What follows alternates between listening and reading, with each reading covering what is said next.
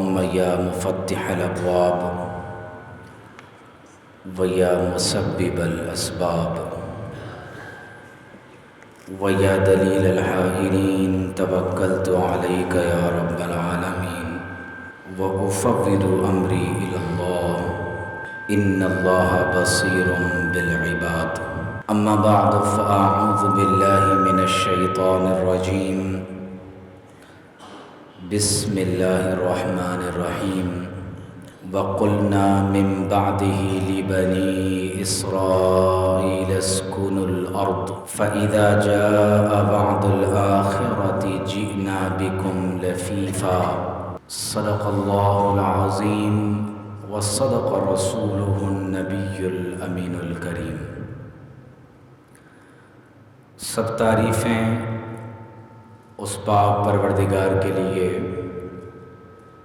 جس نے ہم سب کو جمعۃ المبارک کے دن اپنے گھر حاضر ہونے کی توفیق عطا فرمائی، اور بے شمار درود و سلام حضور نبی کریم رؤوف الرحیم صلی اللہ تعالی علیہ وآلہ وسلم پر۔ اللہ رب العزت کی بارگاہ میں ہم دعا گو ہیں، پروردگار عالم ہم سب کو حضور علیہ الصلاۃ والسلام کی اتباع اور اطاعت کرتے رہنے کی توفیق عطا فرمائے۔ اسرائیلی فوجوں کے فلسطین پر حملے کے تناظر میں گزشتہ کئی جمعات سے ہم یہود کی تاریخ، ان کے مذہبی تصورات، بعض من گھڑت عقائد اور قرآن مجید نے ان کے بارے میں ہمیں کیا احکام عطا کیے ہیں تفصیل سے بات کر رہے ہیں۔ اور گزشتہ 2 نشستوں میں ہم نے بالخصوص عہد رسالت اور یہود کے عنوان پر کچھ بنیادی باتیں آپ کے سامنے بیان کی ہیں۔ اسی سلسلے کو آگے بڑھاتے ہوئے انشاءاللہ آج ہم مزید کچھ واقعات آپ کے سامنے رکھیں گے، جس سے یہ بات معلوم ہوگی کہ یہود کس ذہنیت کے حامل ہیں اور مسلمانوں کے ساتھ وہ کس طرح کا معاملہ کرتے رہے۔ آخری نشست میں ہم نے اپنی بات کو یہاں مکمل کیا کہ یہود اللہ تبارک و تعالیٰ کے احکام میں کھلی تحریف کیا کرتے تھے، یہاں تک کہ جب یہود کے علماء میں سے عبداللہ بن سوری نے تنہائی میں یہ اعتراف بھی کر لیا کہ آپ صلی اللہ علیہ وآلہ وسلم اللہ کے رسول ہیں، تو مجمع عام میں حسد کے باعث حضور علیہ الصلاۃ والسلام کی نبوت اور رسالت کا انکار کر دیا۔ اور جب ایک عورت کو رجم کرنے سے متعلق مسئلہ درپیش ہوا تو بجائے اس کے کہ وہ تورات کے حکم کو نافذ کرتے، انہوں نے نعوذ باللہ من ذالک کتمان حق کرتے ہوئے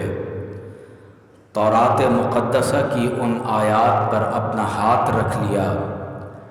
تاکہ نعوذ باللہ من ذالک آپ علیہ الصلاۃ والسلام کو اس حکم کا علم نہ ہو سکے۔ اور حضرت عبداللہ بن سلام رضی اللہ تعالی عنہ نے ایک یہودی ربائی کا ہاتھ اس وقت تورات کے اس مقام سے ہٹایا تو دیکھا کہ وہاں پر تورات میں رجم کا وہی حکم لکھا ہوا تھا جو اللہ کے آخری رسول محمد الرسول اللہ صلی اللہ علیہ وسلم نے عطا فرمایا۔ اسی طرح ایک روز کعب بن اسد ابن سلبیہ، عبداللہ بن سوری اور شانس بن قیس نے ایک خفیہ میٹنگ کی اور انہوں نے اس ملاقات میں یہ طے کیا کہ نعوذ باللہ من ذالک اب ہم نبی کریم صلی اللہ علیہ وسلم کو ان کی پسند کی کوئی بات پیش کریں گے اور لالچ دیں گے کہ نعوذ باللہ حضور علیہ الصلاۃ والسلام یہودیوں کے حامی ہو جائیں۔ تو اس وقت وہ آپ علیہ الصلاۃ والسلام کے پاس حاضر ہوئے اور کہنے لگے کہ ہم خاندانی لحاظ سے سب سے اعلیٰ اور اشرف ہیں، اپنے قبیلے کے رؤسا ہیں، اور اگر ہم آپ کی اطاعت کر لیں اور آپ علیہ الصلاۃ والسلام کے دین میں داخل ہو جائیں تو دیگر تمام یہود قبائل ہمارے ساتھ آپ کے دین میں داخل ہو جائیں گے، لیکن ہماری شرط یہ ہے کہ ہم چند لوگوں کو آپ کی بارگاہ میں لے کر آئیں گے، آپ کو اپنا حکم مقرر کریں گے، آپ وعدہ کریں کہ ہم آپ پر ایمان اس شرط پر لائیں گے کہ عدالت اور قضا سے ہونے والا ہر فیصلہ آپ ہمیشہ ہمارے حق میں کیا کریں گے۔ یعنی آپ علیہ الصلاۃ والسلام کی عدالت کو، عدل کو، قضا کو نعوذ باللہ من ذالک انہوں نے خریدنے کی کوشش کی۔ تو حضور علیہ الصلاۃ والسلام نے جب ان کی یہ بات سنی تو آپ علیہ الصلاۃ والسلام نے اس پیشکش کو ٹھکرا دیا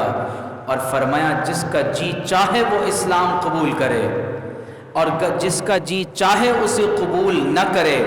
میں کسی بھی قیمت پر عدل و انصاف کو ترک کرتے ہوئے تمہارے ساتھ یہ سودا نہیں کر سکتا، اور اگر تم اسلام قبول کرو تو یہ اللہ کے رسول علیہ السلام پر کوئی احسان نہیں ہے۔ قرآن مجید میں اللہ تعالیٰ نے یہ آیات نازل فرما دی،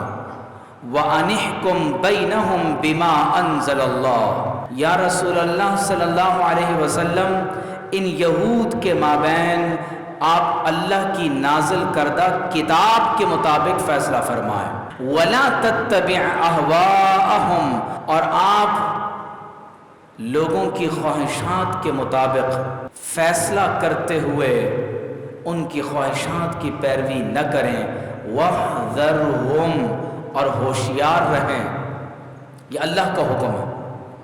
اللہ تعالیٰ یہود کے بارے میں فرما رہا ہے، وَاحْذَرْهُمْ أَن يَفْتِنُوكَ عَن بَعْدِ مَا أَنزَلَ اللَّهُ إِلَيْكَ، اپنے نبی صلی اللہ علیہ وسلم کی طفیل اللہ تبارک و تعالیٰ یہ حکم ہمیں عطا فرما رہا ہے، ہوشیار رہو، ایسا نہ ہو کہ یہود اللہ کی نازل کردہ کتاب کے کسی حصے کے بارے میں تمہیں کسی فتنے میں مبتلا کر دیں، کیونکہ وہ خود اللہ کی کتاب میں تحریف کیا کرتے تھے۔ فرمایا فَإِن تَوَلَّوْا، اور اگر وہ اسلام قبول نہ کریں، فَاعْلَمْ، تو یہ جان لو، أَنَّمَا يُرِيدُ اللَّهُ أَن يُصِيبَهُم بِبَعْضِ ذُنُوبِهِمْ، کہ اللہ تبارک و تعالی ان کے برے اعمال کی وجہ سے انہیں اس کی سزا دینا چاہتا ہے، وَإِنَّ كَثِيرًا مِّنَ النَّاسِ لَفَاسِقُونَ، اور اکثر لوگ فسق و فجور میں پڑے ہوئے ہیں۔ تو اس واقعے سے یہ معلوم ہوا کہ یہود آپ کے عدالتی نظام کو خریدنا چاہتے ہیں، کسی بھی اسلامی ریاست اور ملک کے عدالتی نظام کو اپنے ہاتھ میں رکھنا چاہتے ہیں، اور اس کی کوئی قیمت ہے جو آپ کو ادا کرنا چاہتے ہیں۔ تو اللہ نے فرمایا ان سے ہوشیار رہنا، ایسا نہ ہو کہ تمہیں اللہ تعالیٰ کی نازل شدہ کتاب کے کسی حصے کے بارے میں یہ تمہیں فتنے میں مبتلا کر دیں۔ ایک اور مرتبہ یہودیوں کا ایک وفد حضور علیہ الصلاۃ والسلام کے پاس آیا، ان میں ابو یاسر بن اخطب، نافع بن ابی نافع، عازر بن ابی عازر، خالد، زید، عزار بن ابی عزار اور رشی جیسے بڑے بڑے یہودیوں کے علماء اور رؤسا شامل تھے۔ انہوں نے آ کر حضور علیہ الصلوۃ والسلام سے پوچھا کہ آپ کن رسولوں پر ایمان رکھتے ہیں؟ تو حضور علیہ الصلوۃ والسلام نے قرآن کی یہ آیت پڑھی، قولوا آمنا باللہ وما انزل الینا، تم کہو کہ ہم اللہ پر بھی ایمان لائے اور اس کتاب پر بھی ایمان لائے جو ہم پر نازل ہوئی، وما انزل الی ابراہیم واسماعیل واسحاق ویعقوب والاسباط وما اوتی موسیٰ وعیسیٰ وما اوتی النبیون من ربہم، تمام انبیاء کے نام بیان کر دیے کہ ہم ابراہیم علیہ السلام اور ان پر نازل ہونے والی کتاب، حضرت اسماعیل، حضرت اسحاق، حضرت یعقوب، ان کی نسل، حضرت موسیٰ، حضرت عیسیٰ علیہم السلام اور وہ تمام انبیاء جنہیں اللہ کی جناب سے کتاب عطا کی گئی، ہم سب پر ایمان لاتے ہیں۔ لا نفرق بین احد منہم، ہم انبیاء اور رسولوں میں ایمان لانے کے معاملے میں کسی کے مابین تفریق نہیں کرتے۔ وَنَحْنُ لَهُ مُسْلِمُونَ، اور ہم اللہ تبارک و تعالیٰ کے فرما بردار ہیں۔ تو یہود نے جب انبیاء کے نام سنے تو کہنے لگے لا نؤمن بعیسی ابن مریم ولا بمن آمن به، ہم عیسیٰ بن مریم پر تو ایمان نہیں لائیں، کیونکہ ہم بار بار اس پر بات کر چکے ہیں کہ یہودی حضرت مسیح علیہ السلام کا انتظار کر رہے تھے اور اللہ کے آخری نبی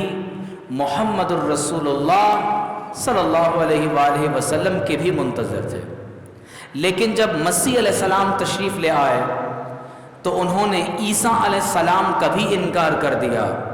اور انہیں شہید کرنے کا منصوبہ بنا لیا، تو اللہ تعالیٰ نے انہیں زندہ آسمانوں پر اٹھا لیا اور عیسیٰ علیہ السلام قرب قیامت میں دنیا میں دوبارہ تشریف لائیں گے۔ اور اسی طرح جب اللہ کے آخری نبی صلی اللہ علیہ وآلہ وسلم کی بعثت ہوئی تو انہوں نے حضور علیہ الصلوۃ والسلام کا بھی انکار کر دیا اور نعوذ باللہ من ذالک 2 مرتبہ حضور علیہ الصلوۃ والسلام کو شہید کرنے کا منصوبہ بنا لیا۔ تو اس پر اللہ تعالیٰ نے یہ آیت مبارکہ نازل فرما دی، قل یا اہل الکتاب، یا رسول اللہ آپ فرما دیجئے کہ اے اہل کتاب، هل تنقیمون منا الا ان آمنا باللہ وما انزل الینا وما انزل من قبل، کہ کیا تم ناپسند کرتے ہو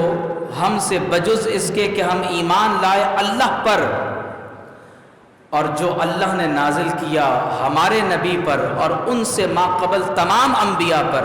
ہم تو سب پر ایمان لاتے ہیں، وَأَنَّ أَكْثَرَكُمْ فَاسِقُونَ، اور تم میں سے اکثر لوگ وہ ہیں جو فسق و فجور میں پڑے ہوئے ہیں۔ تو آپ یہود کی ذہنیت کا مطالعہ کریں کہ وہ اللہ کی کتاب میں سے پک اینڈ چوز کیا کرتے تھے کہ کسی بات پر عمل کر لیا اور کسی بات کا انکار کر دیا، جہاں مرضی ہوئی نعوذ باللہ اللہ کی کتاب میں تحریف کر لی۔ ابھی آپ غور کیجئے کہ اسرائیل کے 45 جوئش ربائز نے جب نیتن یاہو کو یہ ورڈکٹ اور لائسنس دیا کہ تم الشفا ہاسپٹل کے لاچار، بے بس، زخمی بچوں، عورتوں، بوڑھوں پر بمباری کر سکتے ہو، تو انہوں نے وہ فیصلہ تورات کی روشنی میں نہیں دیا ہے، انہوں نے وہ فیصلہ تالمود، مشنا اور گیمارا کی روشنی میں دیا، جو دراصل اللہ کی کتاب میں تشریح کی صورت میں تحریف کی ایک جدید صورت تھی جس کو یہود نے اختیار کیا۔ جبکہ ایکسوڈس میں جب آپ 10 کمانڈمنٹس کا مطالعہ کرتے ہیں تو اس میں واضح طور پر حضرت موسیٰ علیہ السلام سے اللہ نے جو احکامات احکام عشرہ کی صورت میں انہیں عطا کیے، ان میں سے ایک واضح حکم یہ کہ thou shall not kill، تمہیں کسی معصوم انسان کو قتل کرنے کی اجازت نہیں ہے۔ تو یہ تو تورات میں خروج، یہ آج بھی لکھا ہوا ہے۔ تو اللہ تعالیٰ کی کتاب میں تحریف کرنا، اللہ کے انبیاء علیہم السلام کا انکار کر دینا، یہاں تک کہ انہوں نے بنی اسرائیل میں مبعوث ہونے والے بہت سے انبیاء کو شہید کر دیا۔ ہمارے ہاں لوگ یہ گمان کر رہے ہیں کہ شاید فلسطین پر حملہ آور لوگوں میں صرف زائنسٹ جوز شامل ہیں، تو ایسا نہیں ہے، اس میں عام یہودی بھی شامل ہیں۔ قرآن و سنت میں آپ غور کیجئے کہ یہ جو واقعات ہم بیان کر رہے ہیں، اس دور میں تو زائنزم کی یا صہیونیت کی کوئی تحریک برپا نہیں ہوئی تھی، یہ تو یہود کی بات کی جا رہی ہے۔ اور آج بھی آپ کو دنیا کے جن خطوں میں اسکیٹرڈ جوز نظر آ رہے ہیں، ان تمام کی وفاداری بحیثیت ایک قوم وہ اسرائیل کے ساتھ ہے، سوائے ان چند لوگوں کے کہ جو آج بھی تورات کے احکامات پر عمل پیرا ہونے کی کوشش کر رہے ہیں۔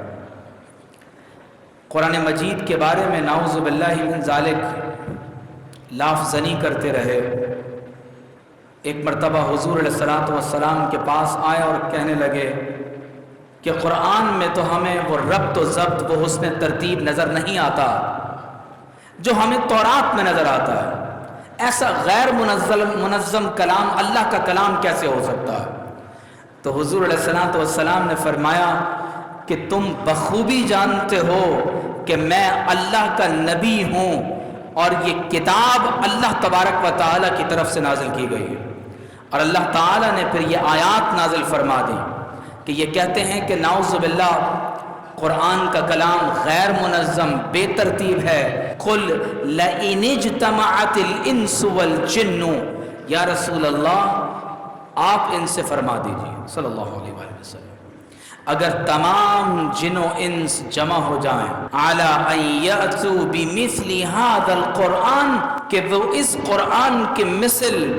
کلام اللہ کو نعوذ باللہ ریپروڈیوس کر سکیں، لا یأتون بمثلہ ولو کان بعضهم لبعض ظہیرا، تو فرمایا وہ کبھی اس کے مثل کلام لانے پر قادر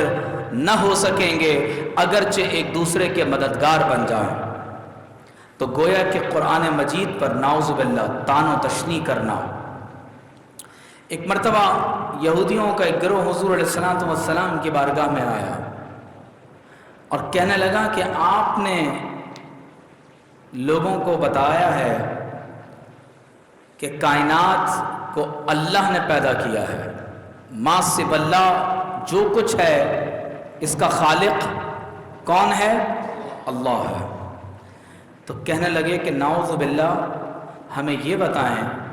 اللہ کو کس نے پیدا کیا ہے؟ اب یہود اللہ پر ایمان رکھتے ہیں، لیکن آپ غور کر رہے ہیں کہ اصحاب ایمان کے دلوں میں شکوک و شبہات پیدا کرنا تاکہ وہ تو اپنے دین پر قائم نہ رہ سکیں اور یہ اپنے دین پر قائم رہیں۔ آپ کو دنیا میں اینٹی ریلیجن، ایتھیزم، الحاد، فحاشی کی جتنی بڑی تحریکات نظر آئیں گی، آپ کو اس کے پیچھے انہی یہود کا ہاتھ نظر آئے گا۔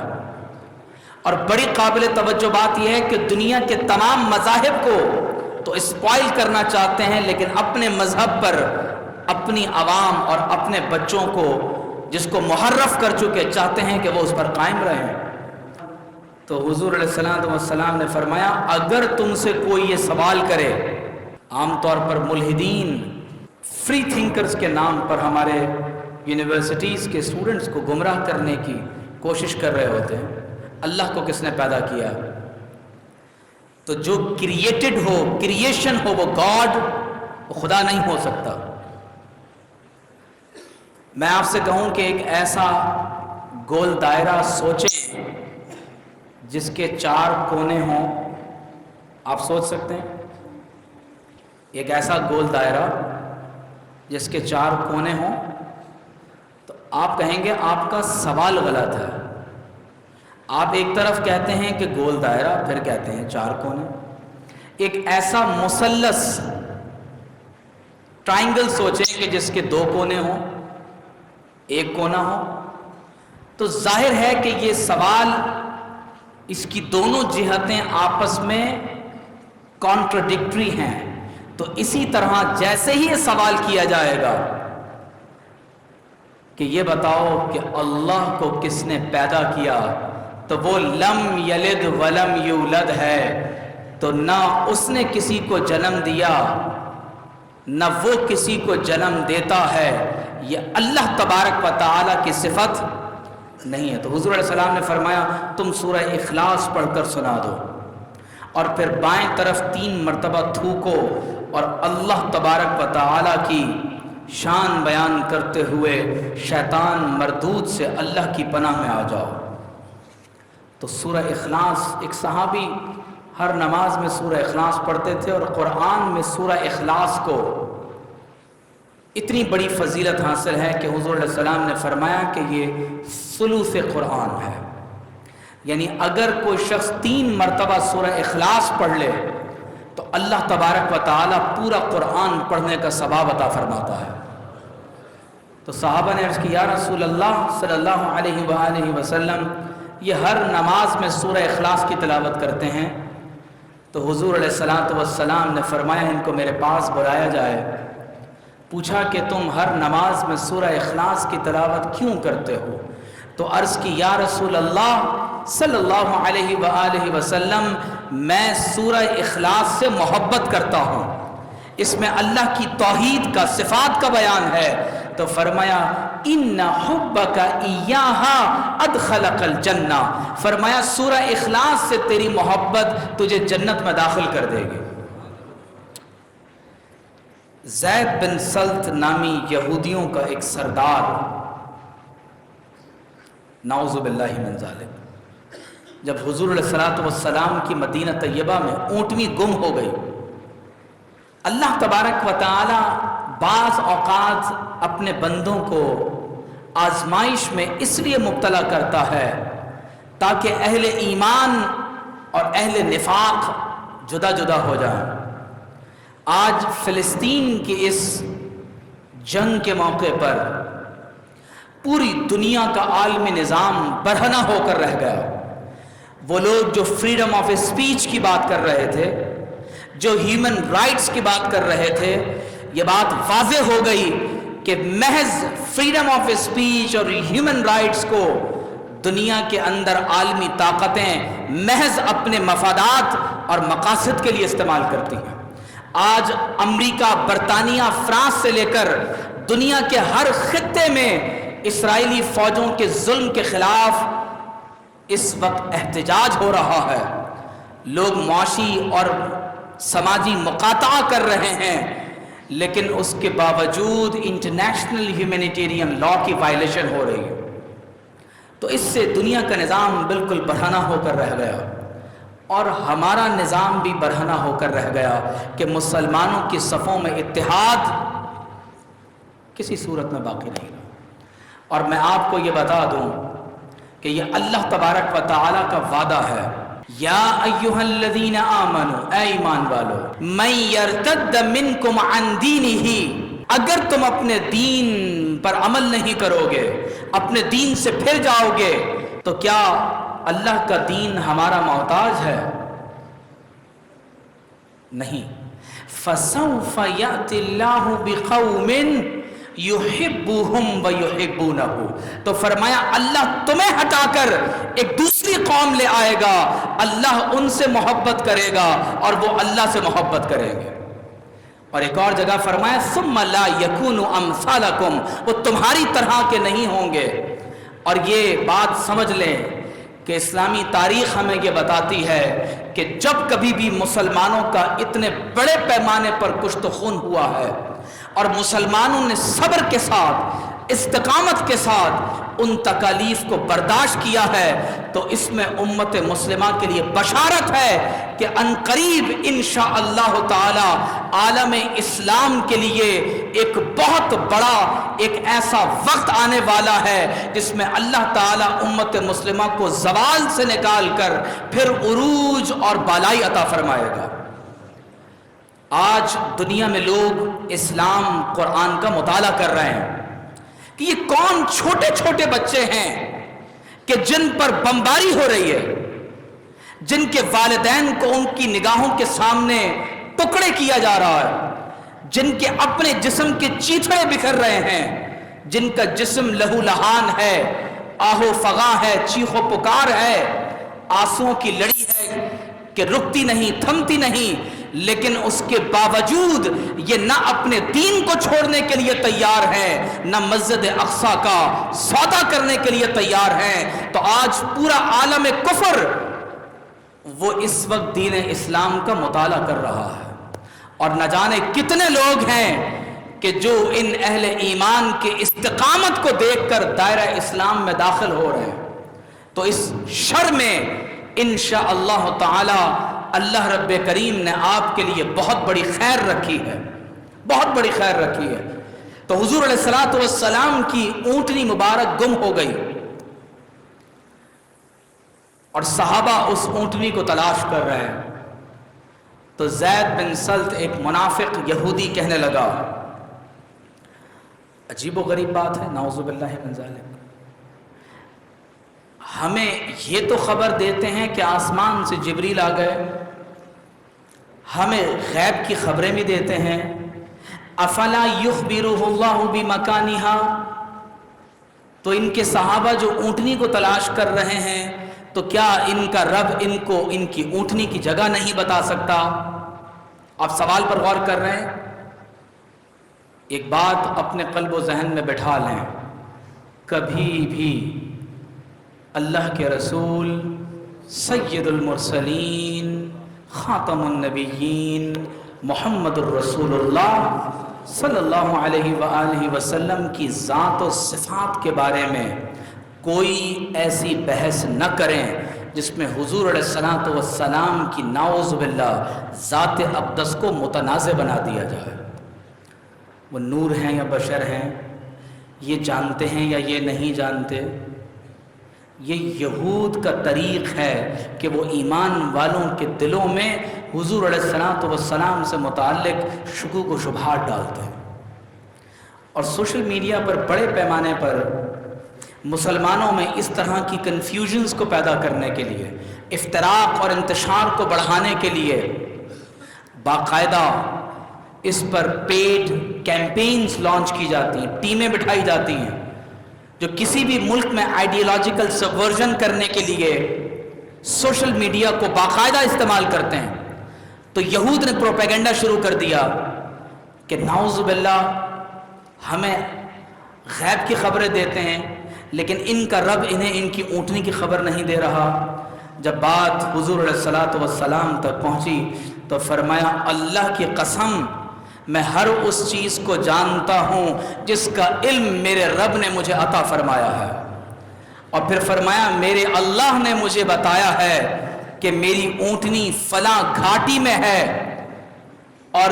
اس کی رسی درخت کی ایک ٹہنی میں الجھ گئی ہے، وہ وہاں پھنسی ہوئی ہے۔ تو منافقین بھی دوڑے، جب مسلمان گئے تو منافقین بھی دوڑے کہ کم از کم ہم یہی بتا سکیں گے کہ وہ اونٹنی اس کی ناک کی رسی درخت میں اٹکی ہوئی نہیں تھی، لیکن جب تمام لوگ وہاں پہنچے تو دیکھا جیسے اللہ کے رسول علیہ السلام نے فرمایا تھا اسی طرح سے اس گھاٹی میں وہ اونٹنی موجود ہے، اور اس کی ناک کی رسی اسی طرح درخت کی ایک ٹہنی میں الجھی ہوئی ہے۔ حضور علیہ الصلوۃ والسلام نے ان تمام تر باتوں کا علم صحابہ کرام رضوان اللہ علیہم اجمعین کو عطا فرمایا۔ اب غور کیجئے کہ ہم نے سورہ بنی اسرائیل کی ابتدائی آیات کی روشنی میں ہم نے تفصیل سے یہ بات کی تھی کہ موجودہ حالات کے تناظر میں اللہ تبارک و تعالی نے سورہ بنی اسرائیل میں اس بات کا ذکر فرمایا اور فرمایا کہ وَقَضَيْنَا إِلَى بَنِي إِسْرَائِيلَ فِي الْكِتَابِ لَتُفْسِدُنَّ فِي الْأَرْضِ مَرَّتَيْنِ، اللہ تعالیٰ نے بنی اسرائیل سے یہ وعدہ کیا اور ان کو آگاہ کیا کہ تم زمین میں 2 مرتبہ ضرور بالضرور فساد برپا کرو گے، وَلَتَعْلُنَّ عُلُوًّا كَبِيرًا، اور تم زمین میں عروج پاؤ گے۔ تو جب پہلا وعدہ آیا تو حضور علیہ السلام کے عہد مبارک میں جب انہوں نے فساد برپا کیا تو غزوہ بنو قریظہ، بنو نذیر، بنو قینقاع اور بالآخر غزوہ خیبر ہوا، اور پھر اہل ایمان جو عباد لنا کی صفت پر پورے اترے، حضرت سیدنا امیر المؤمنین عمر فاروق رضی اللہ تعالی عنہ کے عہد خلافت میں مسلمان فاتح بن کر بیت المقدس میں داخل ہوئے، فاتح بن کر داخل ہوئے۔ اور اللہ تبارک و تعالیٰ پھر فرماتے ہیں کہ ثم رددنا لکم الکرۃ علیہم، اور پھر ہم نے اس غلبے کو تمہارے حق میں پلٹ دیا۔ یہود سے کہا جا رہا ہے وَأَمْدَدْنَاكُمْ بِأَمْوَالٍ وَبَنِينَ وَجَعَلْنَاكُمْ أَكْثَرَ نَفِيرًا، اور اللہ نے پھر مال و دولت سے، اولاد سے اور عالمی طاقتوں سے ان کی مدد فرمائی۔ تو اب اللہ رب کریم فرماتا ہے کہ فَإِذَا جَاءَ وَعْدُ الْآخِرَةِ، جب وہ آخری وعدہ پورا ہونے کا وقت آئے گا تو اللہ تعالیٰ اپنے بندوں کو بھیجے گا لِيَسُوءُ وُجُوهَكُمْ، تاکہ وہ ان یہود کے چہروں کو بگاڑ دیں، وَلِيَدْخُلُوا الْمَسْجِدَ كَمَا دَخَلُوهُ أَوَّلَ مَرَّةٍ، اور وہ مسجد اقصیٰ میں فاتح بن کر اسی طرح داخل ہوں گے جیسے اس سے پہلے حضرت عمر کے دور میں داخل ہوئے تھے۔ یہ اللہ تبارک و تعالیٰ کی بشارت ہے۔ وَلِيُتَبِّرُوا مَا عَلَوْا تَتْبِيرًا، اور جو سیٹلمنٹس اور جو عمارتوں کی بلندی یہود کی طرف سے ہوگی، فرمایا کہ ان تمام تر چیزوں کو منہدم کر دیں گے۔ اب بڑی قابل توجہ آیت ہے کہ اسی سورہ بنی اسرائیل میں اللہ تبارک و تعالی ایک اور جگہ آیت نمبر 104 میں فرماتا ہے وَقُلْنَا مِن بَعْدِهِ لِبَنِي إِسْرَائِيلَ، اور ہم نے اس کے بعد بنی اسرائیل سے کہا اُسْكُنُوا الْأَرْضَ، کہ تم زمین میں پھیل جاؤ، اسکیٹرڈ ہو جاؤ۔ فَإِذَا جَاءَ وَعْدُ الْآخِرَةِ، تو جب وہ آخری عہد کا زمانہ آئے گا، جِئْنَا بِكُمْ لَفِيفًا، تو ہم اطراف و اکناف عالم سے تم سب کو لپیٹ کر ایک جگہ جمع فرما دیں گے۔ تو اللہ تبارک و تعالیٰ نے قرآن میں یہ دونوں باتیں ذکر کی۔ میں اپنی گفتگو کو مصر کے مجدد حضرت امام متولی الشعراوی رحمۃ اللہ علیہ کے اس واقعے پر ختم کر رہا ہوں کہ جب آپ مصر کے وزیر اوقاف تھے تو لندن میں یہود کے علماء نے جب یہ سنا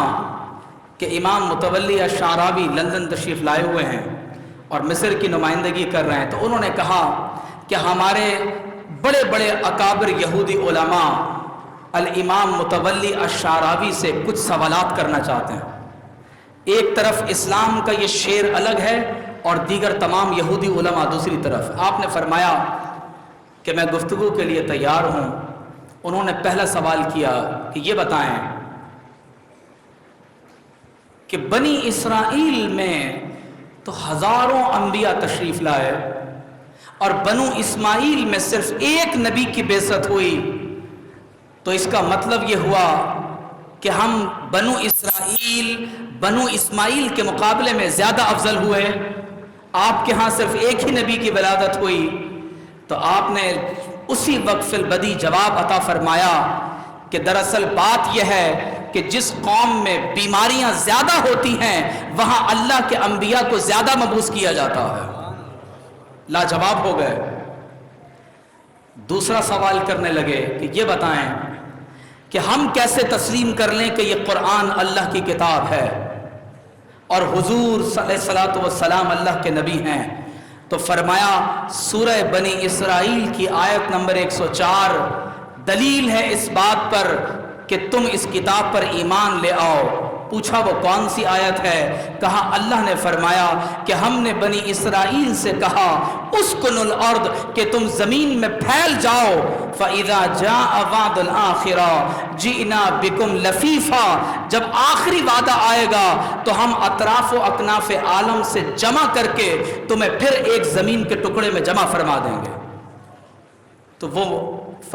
بہت الذی کفر، ان کے پاس اب کوئی جواب نہیں رہا، شش و پنج میں پڑ گئے کہ سوال کریں گے اب نہ جانے کیا جواب آئے گا۔ تو کہنے لگے ہم آپ سے بہت متاثر ہوئے ہیں، ہم آپ کی دعوت لندن کے سب سے بڑے ہوٹل میں کرنا چاہتے ہیں،